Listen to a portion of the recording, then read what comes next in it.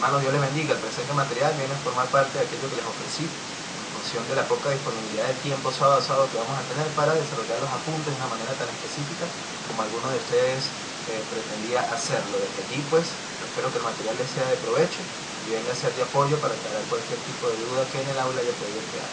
En el marco de esta cátedra hermenéutica 2 vamos a desarrollar como tema principal durante las 9 semanas que vamos a estar compartiendo el semestre cuáles son los principios de interpretación bíblica y cómo aplicar desde dichos principios una interpretación lo más sana y lo más correcta posible.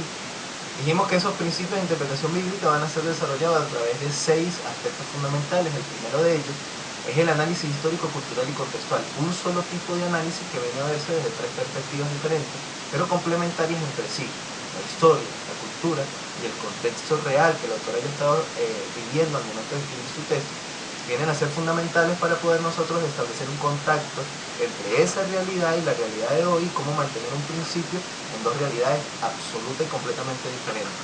Definíamos este análisis como una estrategia que procura hallar un sentido amplio, exacto del texto desde el lugar en el que fue escrito y su aplicación en el día de hoy, como ya lo dije. Para ello, hablaba de una frase que logré conseguir en uno de los libros de texto que me gustó, y es el hecho de poder desprender de nuestra mente la pregunta ¿qué significa el texto para mí como estudioso? Y poder establecer la pregunta que realmente importa acá, que es ¿qué significa el texto o qué significó el texto para el autor originalmente? Al hacer este análisis histórico, cultural y contextual va a depender de 7 pasos fundamentales. El primero de ellos es identificar la situación histórica en general en la cual escribe el autor. Esa situación histórica en general va a responder a algunos aspectos fundamentales, como lo son cuál era la situación política, cuál era la situación económica, cuál era la situación social, y cuáles incluso eran las fuentes de preocupación que de esa sociedad se desarrollaban y eran fundamentales y prioritarios con respecto a lo que el autor está escribiendo. No es lo mismo, un simple ejemplo que coloco, no es lo mismo escribir cualquiera de estos autores sobre la base de la presión de un imperio completo que te está siguiendo por hablar de Cristo, por promulgar ideas diferentes a las de ellos, a pretender establecer una verdad escrita bajo esas circunstancias, a una realidad o a un principio en el hoy, en un país como el nuestro, en el que hay libre promoción de culto, y en la que nosotros podemos hablar de Cristo no solamente a la gente de la iglesia, sino incluso de manera abierta, de manera pública, de manera espontánea, a cualquier inconverso que podamos hallar en la calle. No es la misma realidad desde el punto de vista social, ni político, ni económico, que se estuvo viviendo en aquel entonces con la que se vive hoy. El reconocimiento de aquellos factores va a hacer que yo, como exégeta o como estudioso de la palabra, tenga mayor claridad al momento de poder establecer el verdadero sentido o el verdadero mensaje que un texto en específico está desarrollando, e incluso la intención con la que el autor lo pudo haber desarrollado. Y un cuarto paso o un cuarto aspecto dentro de esto, y que resultaba fundamental aún incluso para los ejercicios que desarrollamos en la clase, es lograr identificar si el autor escribe sobre la base de una costumbre socialmente aceptada, culturalmente practicada, o si escribe sobre la base de una cultura o de una costumbre también socialmente practicada, pero impuesta, dirigida u ordenada por Dios. Hablábamos, por ejemplo, del caso de la fiesta solemne. Eran prácticas culturales, pero desde una dirección y ordenanza divina. Mientras que habían prácticas sociales, como por ejemplo la práctica del Corbán, que también lo explicábamos en clase, que eran netamente humanas. El yo tener claridad entre cuál de estas dos naturalezas se está escribiendo, el texto que se está escribiendo, indudablemente me da mi mayor realce sobre lo que el autor está diciendo o cuál es la intención del autor. La práctica divina siempre va a estar por encima, o la orden divina siempre va a estar por encima.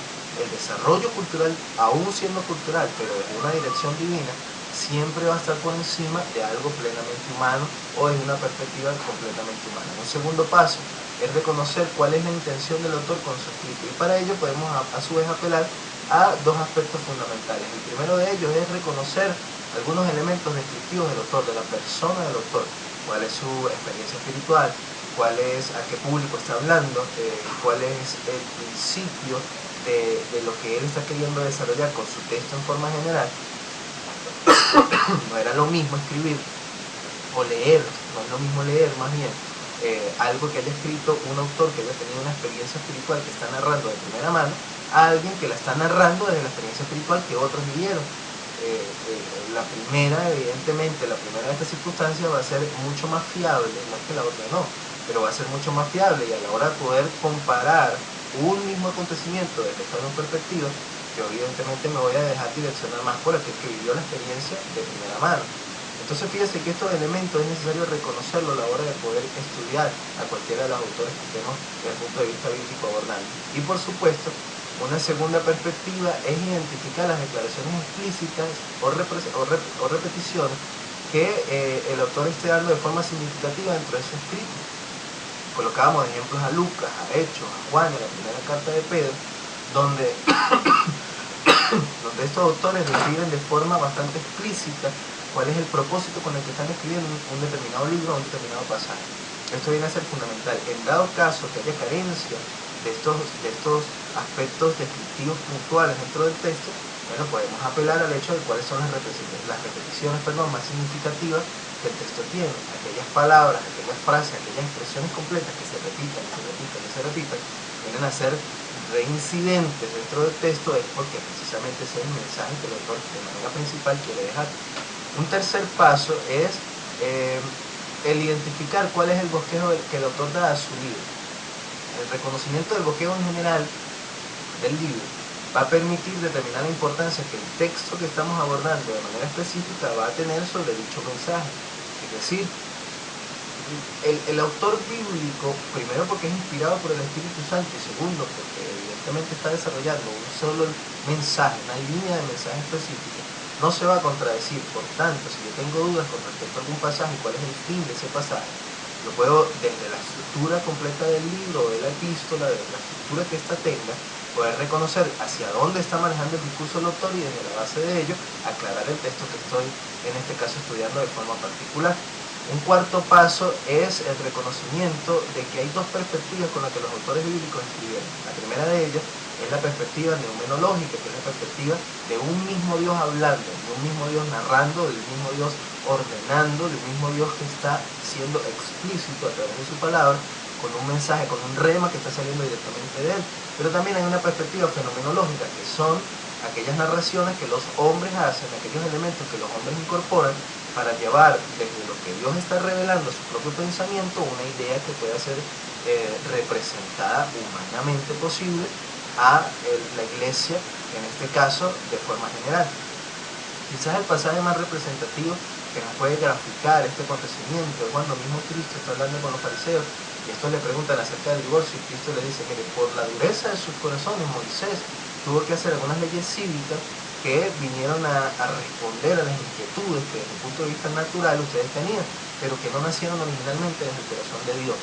Es decir, son leyes que, aunque vienen a ser direccionadas y ordenadas muy probablemente por la inspiración del Espíritu Santo, no forman parte del diseño original de Dios. La perspectiva neumenológica que Cristo da a la revelación es que el divorcio no exista, es que se perdone, es que haya amor por sobre todas las cosas, es que tú selecciones. Entonces fíjate que estamos hablando desde las dos perspectivas en un solo pasaje. Se deja claramente ver la perspectiva humana, pero también se deja ver claramente la perspectiva de Dios. Es necesario que al momento de estudiar cualquier pasaje nosotros tengamos claridad de qué perspectiva está el autor hablando. Un quinto paso es que yo necesito también reconocer si el pasaje es descriptivo o prescriptivo. Estos dos tienen similitud y al mismo tiempo no se contradicen, vienen a ser complementarios más bien entre sí.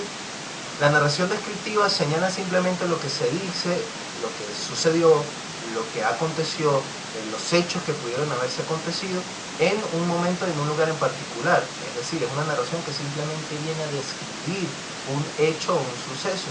Una verdad prescriptiva expresa principios normativos.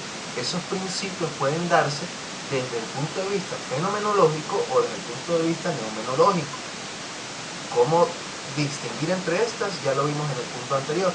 Pero ¿qué es básicamente lo que queremos resaltar o lo que queremos destacar de este quinto paso en este caso? Cuando una verdad es prescriptiva, yo debo buscar la manera de saber y de poder indagar en ella para saber si su norma viene a ser universal o debe ser contextualizada. Un simple ejemplo que coloco, que cuando Pablo estuvo escribiendo en la primera carta a los Corintios acerca de una verdad normativa para esa ciudad específica por un proceso cultural específico, haciendo referencia a la mujer, y que hoy nosotros no podemos universalizar dicha norma para la iglesia en estos tiempos o para la iglesia de Cristo, porque sencillamente, aunque era un principio normativo, obedecía a una verdad descriptiva desde el punto de vista cultural y desde el punto de vista de un hecho que de manera específica el autor bíblico en este caso quiere expresar. Un sexto paso es el reconocer cuál es la enseñanza principal y cuáles son los detalles incidentales del pasaje en cuestión. Los pasajes incidentales vienen a ser aquellos aspectos que desde el punto de vista semántico vienen a ser conformados por figuras o opciones que son plenamente humanos. Hay elementos dentro de la Biblia que son plenamente para la descripción y para el entendimiento humano de lo que se está hablando.